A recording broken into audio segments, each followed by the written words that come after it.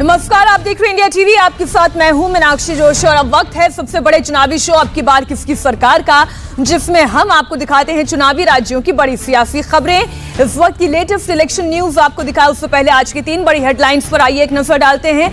आज की पहली बड़ी खबर, बीजेपी से हरक सिंह रावत आउट और कांग्रेस में वापसी। जी हां, उत्तराखंड से आज की पहली बड़ी खबर, जहां 24 घंटे में बड़ा सियासी डेवलपमेंट हुआ।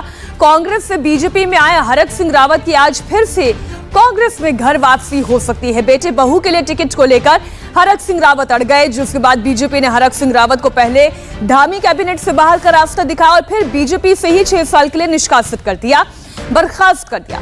अब सवाल यह है कि हरक की वापसी से कांग्रेस को कितना फायदा होगा, इस पर आपके सामने रखेंगे डिटेल। आज की दूसरी बड़ी खबर पर एक नजर डालिए। उत्तर प्रदेश पर शाह योगी का मंथन। जी हां, दिल्ली से बड़ी खबर बीजेपी हेडक्वार्टर से, जहां पर बीजेपी कोर ग्रुप की बैठक चल रही है। अभी पंजाब पर कोर ग्रुप की बैठक चल रही है और दोपहर 2 बजे के बाद उत्तर प्रदेश में उम्मीदवारों की सेकंड लिस्ट को लेकर चर्चा होगी। सीएम योगी आदित्यनाथ भी कोर ग्रुप की बैठक के लिए दिल्ली पहुंच रहे हैं। आज ही बीजेपी निषाद पार्टी और अपना दल के साथ भी सीट शेयरिंग पर फाइनल मुहर लगा लेगी। आज की तीसरी बड़ी खबर, पंजाब में चुनाव की तारीख बदलेगी। ये एक सवाल इसलिए क्योंकि चरणजीत सिंह चन्नी पंजाब के मुख्यमंत्री हों या बीजेपी हों, कैप्टन अमरिंदर हों, उन्होंने चुनाव आयोग से वोटिंग की तारीख बदलने की डिमांड की है। इस वक्त चुनाव आयोग इस डिमांड पर चर्चा कर रहा है। पंजाब में 14 फरवरी को वोटिंग होनी है, लेकिन 16 जनवरी को गुरु रविदास जयंती की वजह से कई दलों ने तारीख आगे बढ़ाने की मांग की है। इधर सबसे पहले आपको दिल्ली से खबर बताते हैं, जहां पर बीजेपी हेडक्वार्टर में कोर ग्रुप की बैठक इस वक्त चल रही है। बीजेपी कोर ग्रुप की बैठक में अभी पंजाब पर चर्चा की जा रही है। जेपी नड्डा भी इस मीटिंग के लिए बीजेपी दफ्तर पहुंचे हैं। पंजाब कोर ग्रुप की बैठक में चुनाव प्रभारी गजेंद्र सिंह शेखावत, इसके अलावा केंद्रीय राज्य मंत्री सोम प्रकाश, संगठन महासचिव बीएल संतोष और दुष्यंत गौतम भी हैं। पंजाब में बीजेपी ने कैप्टन अमरिंदर और सुखदेव सिंह ढींढसा से गठबंधन किया है। 19 जनवरी को पीएम मोदी की अगुवाई में बीजेपी की केंद्रीय चुनाव समिति की बैठक होगी। माना जा रहा है कि 20 से 21 जनवरी को कैंडिडेट्स की अगली लिस्ट आ सकती है। इस वक्त की बड़ी खबर आपको बता दें, पंजाब में उम्मीदवारों के नाम पर इस वक्त बीजेपी की हेडक्वार्टर में कोर ग्रुप की बैठक चल रही है, जिसमें बीजेपी के पंजाब प्रभारी गजेंद्र सिंह शेखावत भी मौजूद हैं। जेपी नड्डा के अलावा आपको बता दें गजेंद्र सिंह शेखावत, केंद्रीय राज्य मंत्री सोम प्रकाश, महासचिव बीएल संतोष सभी इस बैठक में शामिल है। पंजाब में आप जानते हैं बीजेपी का गठबंधन कैप्टन अमरिंदर की पार्टी और सुखदेव ढींढसा की पार्टी के साथ गठबंधन है। ऐसे में अब सीटों के बंटवारे को लेकर और कौन सी सीट से किसे टिकट दिया जाएगा, इस पर मुहर लग रही है।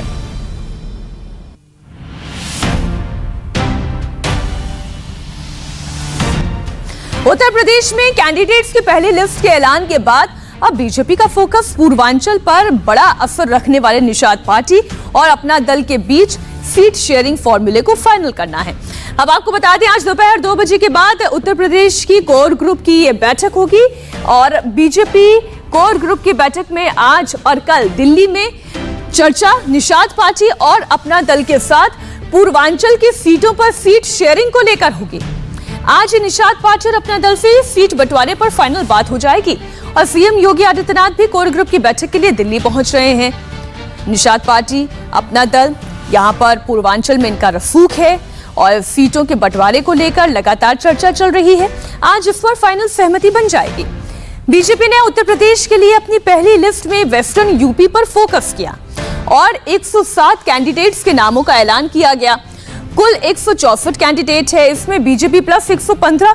आपको बता रहे हैं 2017 में बीजेपी यहां से कितनी सीटें जीत कर आई थी। अब देखिए ना, 2017 में पूर्वांचल के 164 में से बीजेपी गठबंधन को 115 सीट मिली। बीजेपी को न सिर्फ इतना इस लक्ष्य तक पहुंचना है, बल्कि इससे आगे तक की लक्ष्य सिद्धि को लेकर भारतीय जनता पार्टी चल रही है। तो 2017 में पूर्वांचल का जो नतीजा रहा वो हम आपके सामने रख रहे हैं, लेकिन 2017 में जो गणित था वो कुछ और था। आप ये समझिए, स्वामी प्रसाद मौर्य हो, दारा सिंह चौहान हो, इसके अलावा वो तमाम नाम जो भारतीय जनता पार्टी के साथ खड़े थे, अब वो छिटक कर समाजवादी पार्टी के पास चले गए हैं, पूर्वांचल में जिनका रसूख है। लेकिन बीजेपी इसी की काट ढूंढ रही है। अपना दल के साथ उनका गठबंधन है।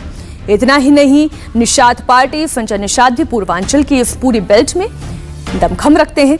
उनके साथ आज सीटों के बंटवारे को लेकर जाएगी।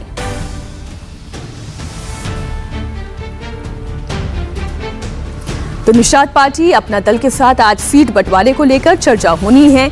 जहां तक बात है निषाद पार्टी की, उनसे अभी तक जितनी भी बयान सामने आए हैं उससे ये समझ में आता है कि सीटों को लेकर कमोबेश सहमति बन गई है।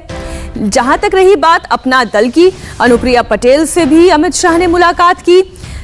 वो ज्यादा सीटों की मांग कर रही हैं, करीब 30 तक की सीटों की मांग कर रही हैं, जिसे देना भारतीय जनता पार्टी के लिए संभव नहीं होगा। दहाई तक में वो सीटें जा सकती हैं। और ज्यादा जानकारी के लिए हमारे सहयोगी देवेंद्र पराशर इस पर जुड़ गए हैं। देवेंद्र, निषाद पार्टी और अपना दल दोनों कितनी कितनी सीटों की मांग कर रहे हैं?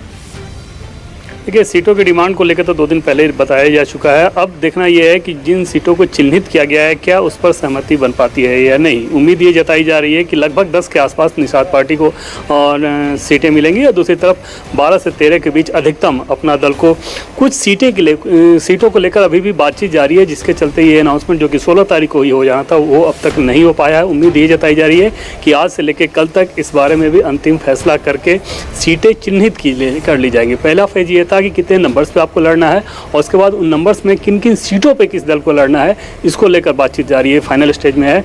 आज शायद देर शाम उन नेताओं से उनकी बातचीत भी हो, क्योंकि बीजेपी कोर ग्रुप की बैठक होनी है दिल्ली में आज और कल 2 दिन यूपी को लेकर, तो इसमें गठबंधन को लेकर भी आज मुहर लग जाने की संभावना जताई जा रही है।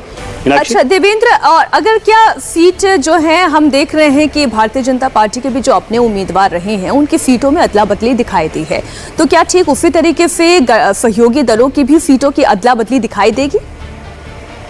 देखिए, अपना दल के साथ निश्चित तौर पर सीटों को लेकर थोड़ी सी ज़्यादा अड़चन है बनिस्पत निषाद पार्टी को लेकर। निषाद पार्टी का जो दावा था जिन सीटों पे वो चुनाव लड़ना चाहती है उनमें से अधिकांश वैसी सीटें हैं जहां पर बीजेपी पिछला चुनाव हारी हुई थी, तो वहां पर कोई बहुत दिक्कत वाली बात नहीं है। 2 या 3 सीट मुझे बताया गया कि उसको लेकर थोड़ी बातचीत चल रही है।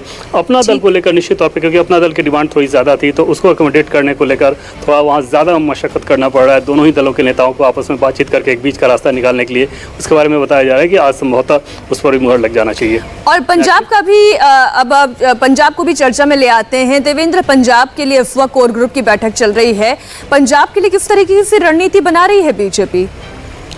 और बीजेपी का अपना आकलन है कि प्रधानमंत्री की सुरक्षा के साथ जिस प्रकार का खिलवाड़ किया गया पंजाब की सरकार द्वारा, ये जो बीजेपी लगातार आरोप लगा रही थी, उसका उसे चुनाव में भी फायदा मिलने वाला है, क्योंकि लोग भी इस बात को लेकर बहुत ज़्यादा नाराज़ थे। ऐसा बीजेपी का आकलन है कि कैसे ऐसा हो सकता है कि प्रधानमंत्री की सुरक्षा के साथ खिलवाड़ हुआ। और वो जो नैरेटिव बनाने की बीजेपी कोशिश कर रही थी कि कांग्रेस आलाकमान के निर्देश पे ये हुआ है, बीजेपी का अपना आकलन है कि उसका उससे चुनाव में फ़ायदा मिलेगा। हालांकि हम सभी जानते हैं कि पंजाब में बीजेपी कोई बड़ी प्लेयर नहीं है, बिल्कुल अपना एक अस्तित्व जताने के लिहाज से बीजेपी की पूरी कोशिश है। कैप्टन अमरिंदर को भी साथ लेकर आई है, ढींडसा को भी साथ लेकर आई है। कोशिश ये रहेगी कि कुछ सीटें झटकी जाए ताकि अगर वहाँ पर त्रिशंकु की स्थिति बनती है तो बीजेपी भी एक प्लेयर, बीजेपी गठबंधन भी एक प्लेयर के तौर पर दिखे। बिल्कुल, शुक्रिया पूरी जानकारी के लिए देवेंद्र आपका। इलेक्शन शो से जुड़ी हुई अगली बड़ी खबर उत्तर प्रदेश से ही, जहां बीजेपी उम्मीदवार के भड़काऊ बयान पर चुनाव आयोग सख्त हो गया है। गाजियाबाद की लोनी सीट से बीजेपी के कैंडिडेट ने भड़काऊ बयान दिया नंदकिशोर गुर्जर को। चुनाव आयोग ने उनके इस भड़काऊ बयान के लिए नोटिस भेज दिया है। ना अली ना बाहुबली, सिर्फ बजरंग बली का जो नारा दिया गया, ये नारा नंदकिशोर गुर्जर को भारी पड़ गया। 3 दिनों के अंदर जवाब देने के लिए कहा गया है। आपको बता दें, इसमें उन लोगों से वो नारा लगवा रहे थे जो वीडियो सामने आया, लोनी में ना अली ना बाहुबली, लोनी में सिर्फ बजरंग बली। इस वीडियो पर चुनाव आयोग ने सख्त आपत्ति जाहिर की। आयोग ने नंदकिशोर गुर्जर को नोटिस जारी करते हुए 3 दिन में जवाब देने को कहा है। लोनी में ना अली ना बाहुबली, लोनी में सिर्फ बजरंग बली। जय जय श्री राम। हम उनको लाएंगे, इसलिए लोनी में सिर्फ भगवान लाएंगे। तो लोनी में चुनाव के बीच अली और बजरंग बली की एंट्री हो गई है। हालांकि नंदकिशोर गुर्जर पहले भी कई बयानों को लेकर सुर्खियों में रह चुके हैं। वहीं लोनी में वोटों के गणित की अगर हम बात कर लें, टोटल वोटर्स की संख्या 4,55,000 है, जिनमें से 90,000 मुस्लिम हैं, यानी मुस्लिम मतदाता यहां पर बहुतायत में है, सर्वाधिक है। इस सीट पर मुस्लिम वोटर्स की संख्या ज्यादा है, इसलिए भारतीय जनता पार्टी के कैंडिडेट को ना अली ना बाहुबली बजरंग बली का ये नारा सूट करता था। अब आपको कास्ट फैक्टर भी बताते हैं कि लोनी का कास्ट फैक्टर क्या है। यहां पर गुर्जरों की आबादी 35,000 है, ब्राह्मण की आबादी उससे 5,000 कम 30,000 है। एससी समुदाय से आने वालों की संख्या मुस्लिम समुदाय के बाद सबसे बड़ी है, 90,000 हमने आपको बताया था। 53,000 एससी समाज से आने वाले लोगों की संख्या। वैश्य वोटर 15,000, गढ़वाली 18,000, पूर्वांचली 38,000 और अन्य ओबीसी की बात अगर हम करें तो इनकी आबादी 2,10,000 है। आइए एक बार फिर हम आपको बताते हैं कि कौन सा बयान भारी पड़ गया नंद किशोर गुर्जर को। लोनी में ना अली, ना बाहुबली, लोनी में सिर्फ बजरंग बली। जय जय श्री राम। बुलाए हैं हम उनको लाएंगे, इसलिए लोनी में सिर्फ भगवान लाएंगे। अब बात राकेश टिकैत के भाई और भारतीय किसान यूनियन के राष्ट्रीय अध्यक्ष नरेश टिकैत के यूटर्न की भी कर लेते हैं। नरेश टिकैत ने 24 घंटे पहले पश्चिमी उत्तर प्रदेश में समाजवादी पार्टी और आरएलडी के गठबंधन को समर्थन देने का ऐलान किया था, लेकिन अब उन्हें सफाई देनी पड़ रही है। उन्होंने अपने ही बयान से यू टर्न ले लिया। उन्होंने कहा भारतीय किसान यूनियन का समर्थन किसी भी पार्टी को नहीं है।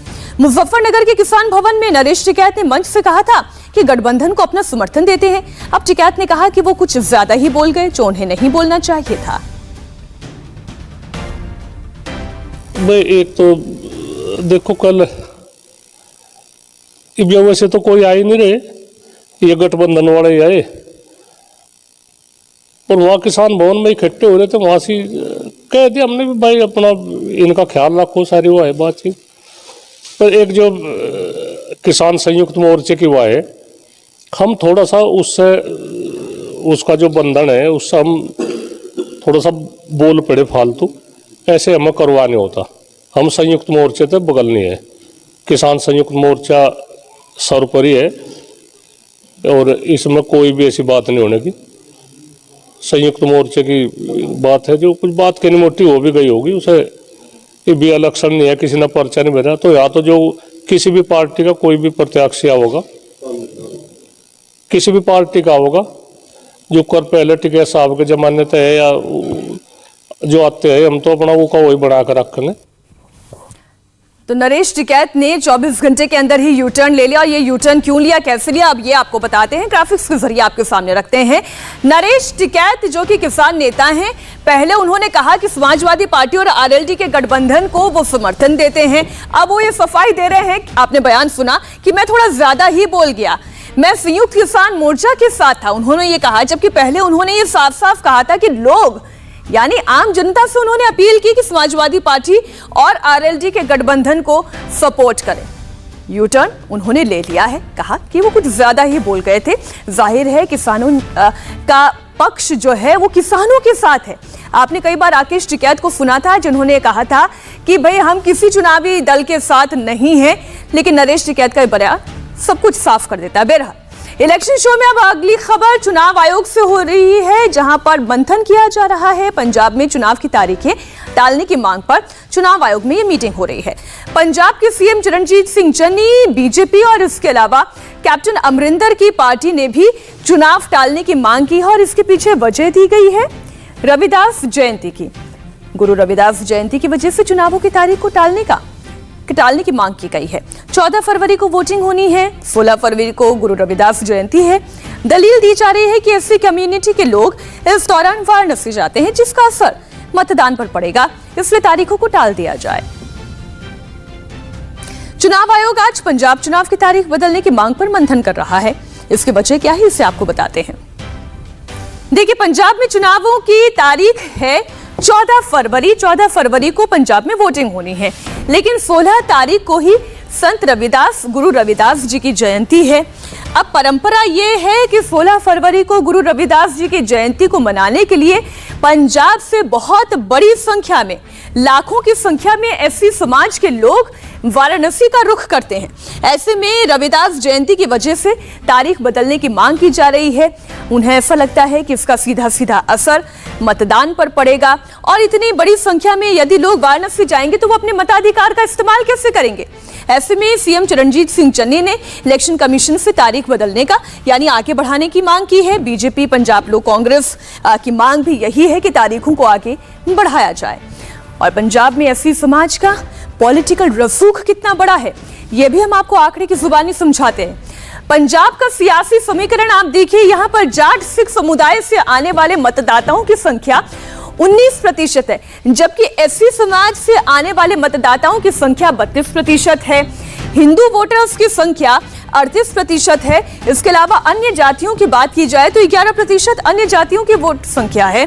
तो ऐसे में आप समझिए, अगर ये 32% समाज के अधिकतर लोग यदि वाराणसी का रुख कर लेंगे तो अपने मताधिकार से वंचित रह जाएंगे। और इसलिए चुनाव आयोग से उन्होंने मांग की है कि तारीखों को बदला जाए, जिस पर मीटिंग चल रही है। तो हमने पूरा सियासी समीकरण आपके सामने रख दिया है। थोड़ी देर में हमारे साथ संवाददाता पुनीत परिंजा भी जुड़ जाएंगे। देखिए पुनीत हमारे साथ जुड़ गए। चलिए पुनीत, अब ये बताएं कि मांग तो सभी की ओर से एक बराबर की जा रही है, अब चुनाव आयोग क्या फैसला लेता है, ये आज जाहिर हो जाएगा या इसमें वक्त लगेगा?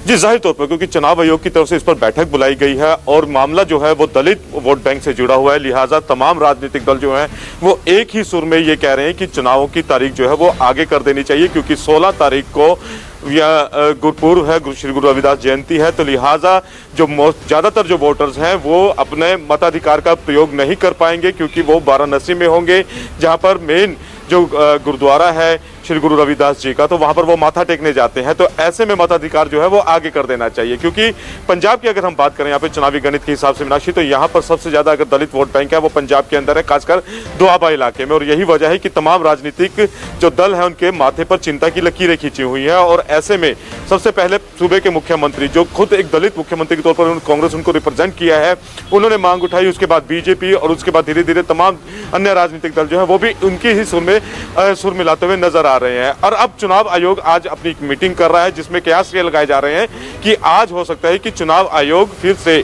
जो नई डेट जो है वो पंजाब के लिए ऐलान कर सकता है। देखने वाली बात ये होगी कि आज होता है या कल होता है, कब तक इस पे मोहर लगेगी ये अब चुनाव आयोग के ऊपर निर्भर करता है। शुक्रिया पुनीत, पूरी जानकारी के लिए आपका। यूपी चुनाव से जुड़ी हुई एक और बड़ी खबर आ रही है आरएलजी खेमे से। आरएलजी ने यूपी में 2 और कैंडिडेट का ऐलान कर दिया है। जयंत चौधरी ने छपरौली सीट से वीरपाल राठी को टिकट दिया है, जबकि बड़ौद से जयवीर सिंह तोमर को आरएलजी का टिकट मिला है। इंडिया टीवी हर वक्त हर जगह डाउनलोड करने के लिए सर्च करें India TV news Google play store या ऐप स्टोर पर।